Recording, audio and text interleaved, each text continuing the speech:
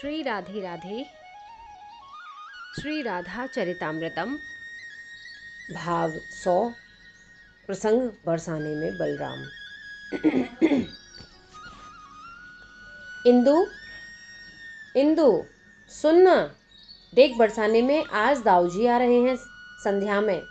आज मैं प्रसन्न हूँ। दाऊ को भी उनके अनुज ने ही भेजा है, ऐसा श्री रामा भैया बता रहे थे। हमारी याद आती है उन्हें, तभी तो भेजा है ना अपने अग्रज को। वर्षों बाद प्रसन्न देखा था मैंने अपनी स्वामिनी को। मेरा नाम इंदु लेखा है। मेरी सखियां मुझे बड़े प्रेम से इंदु ही कहकर बुलाती हैं, पर मुझे आनंद तब आता है जब मेरी स्वामिनी मुझे इंदु कहती हैं। हाँ, मैं अपनी स्वामिनी श्री राधिका जू की सेविका हूँ, पर उन करुणामयी ने कभी हमें सेविका कहकर जाना ही नहीं। सखी, हम सेविकाओं को भी सखी बनाकर रखने वाली हमारी स्वामिनी श्री जी के सिवा और कौन हो सकता है। स्वामिनी कहती हैं हम सब सखियां हैं, पर ये भी इन्हें प्रिय नहीं है। कहती हैं तुम लोग ये स्वामिनी मत कहा करो, तुम सब मेरी सखियां हो। सखी समझी। मेरे पिताजी ब्रजमंडल के सबसे बड़े संगीतज्ञों में से एक हैं। सागर गोप, मेरे पिता का नाम सागर गोप है। गंधर्वों की विशेष कृपा प्राप्त है मेरे पिताजी को। देवर्षि नारद जी के प्रिय शिष्य तुम्बुरु ने अपना वरद हस्त मेरे पिता के मस्तक पर रख दिया था।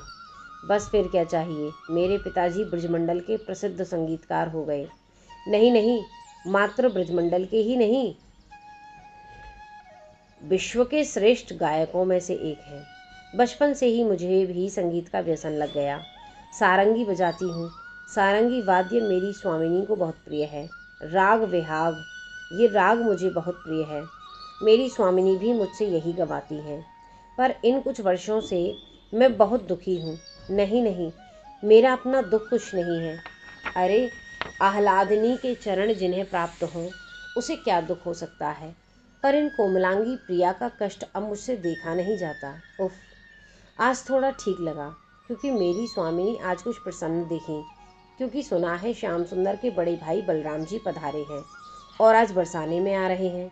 उन संकर्षण के स्वागत के लिए संगीत की व्यवस्था तू देख लेगी। आज्ञा भी नहीं देती, बड़ा संकोच करती हैं। इंदु, तू ये कार्य कर देगी? सखियों को भी बता दे, श्याम सुंदर के अग्रज आ रहे हैं। बरसाने में कुछ तो स्वागत हो उनका। जो आज्ञा स्वामिनी, मैंने सिर झुकाया। तू ऐसे क्यों बोलती है? तू मेरी सखी है पगली। सच में करुणा से भरी है हमारी किशोरी जी। दाऊ बरसाने आए। साथ में सखाओं की टोली थी। श्री रामा भैया साथ में चल रहे थे। द्वार पर ही कीर्ति मैया और भानु बाबा खड़े हैं। दोनों ने स्वागत किया दाऊ भैया का और चरण वंदन किए थे दाऊ ने। वहीं दाऊ का भोजन आदर सब कुछ महल में ही हुआ। वृषभानु बाबा ने द्वारिका की समस्त जानकारी प्राप्त कर ली थी। कीर्ति मैया सुनती रहीं, उन संकर्षण को बड़े वात्सल्य से देखती रहीं। अब सखियों को दाऊ का एकांत चाहिए, ताकि सब अपने प्रियतम के बारे में कुछ पूछ सकें। चर्चा विश्राम हो जाने के बाद इंदुलेखा ने दाऊ को निवेदन किया और दाऊ कुंज में पधारे। चारों ओर सखियां बैठी थीं। मध्य में श्री किशोरी जी घूंघट कर लिया था। प्रियतम के बड़े भाई हैं, आदर तो करना ही है। उच्च आसन में बिठाया था सखियों ने दाऊ को। प्रणाम किया सबने। श्री जी ने घूंघट से ही नमन किया था। विहाग राग में मैं इंदु गाने लगी थी। मैं ही सारंगी भी बजा रही थी। चंद्रमा खिला था आकाश में। कुंजों की छटा बड़ी प्यारी थी। इन कुंजों ने भी वर्षों बाद आज उत्सव का आनंद लिया था। क्या हमारे प्रियतम कभी हमें याद करते हैं? घूंघट में ही बोली थी श्री राधा जी। बताओ न दाऊ भैया, क्या हमारे प्रियतम कभी हमें याद करते हैं? उनका तो विवाह हो गया है ना। अच्छा दाऊ भैया, वे रुक्मिणी के साथ जब होते हैं तब उन्हें मेरी याद आती है। फिर हंसती हैं श्री राधा रानी।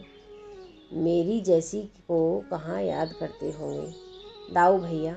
सुना है 8 विवाह कर लिए हैं श्याम सुंदर ने। 16,108 इतने विवाह किए हैं, दाऊ ने कहा। घूंघट से ही हंसी श्री राधा रानी। कुछ देर तक हंसती ही रहीं। ये कुछ ज़्यादा नहीं हो गया? ललिता सखी ने व्यंग्य किया।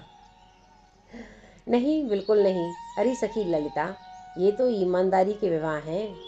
ये भी श्री जी ने ही कहा और फिर हंसी थी।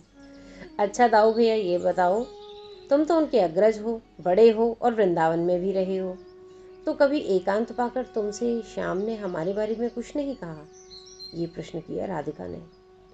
श्री राधा रानी ने, हे राधा, आप लोगों को ही तो मेरा कान्हा याद करता रहता है। कोई भी प्रसंग हो, आप लोगों को ही याद करता है। उसके हृदय में आप लोग हो, मैं झूठ नहीं बोलूँगा। उनके सामने आप हो, द्वारिका में मात्र उसका शरीर है, उसकी आत्मा सब कुछ यही है। वो कतिपय प्रसंगों में मुझसे कह भी चुका है कि दाऊ, वृंदावन का प्रेम बहुत याद आता है। हे राधा, मैं झूठ नहीं कह रहा। उद्धव, श्याम और मैं शाम के समय जब सागर किनारे घूमते हैं, तब श्याम सजल नयन से आप लोगों की ही चर्चा करता है। कृष्णाग्रज बलभद्र बरसाने में श्री राधा रानी के सामने बोले जा रहे हैं। सखियां सुन रही हैं, बोलना चाहती हैं। हाँ, उद्धव होता तो कुछ भी बोल देती, पर प्रियतम के बड़े भाई हैं, इसलिए केवल सुन रही हैं। जब दाऊ ने कहा कि वे तुम्हें याद करके रोते हैं, ओह, इतना सुनते ही श्री राधा रानी उच्च स्वर में रोने लगी थी। आवेश आ गया श्री राधा को, उन्माद में भर गई। हा प्राण, हा श्याम सुंदर, हा मनमोहन, घूंघट इत्यादि को हटाकर तमाल वृक्ष को आलिंगन करने के लिए दौड़ पड़ी श्री राधा रानी और वहां जाकर मूर्छित हो गई। सखियां दौड़ी। दाऊ जी ने इस दृश्य को देखा। ऐसा प्रेम उन्माद, दाऊ का शरीर शीतल होने लगा। ऐसा दृश्य उन्होंने देखा नहीं था आज तक। ओहो, यहाँ ऐसी स्थिति है कन्हई को लेकर।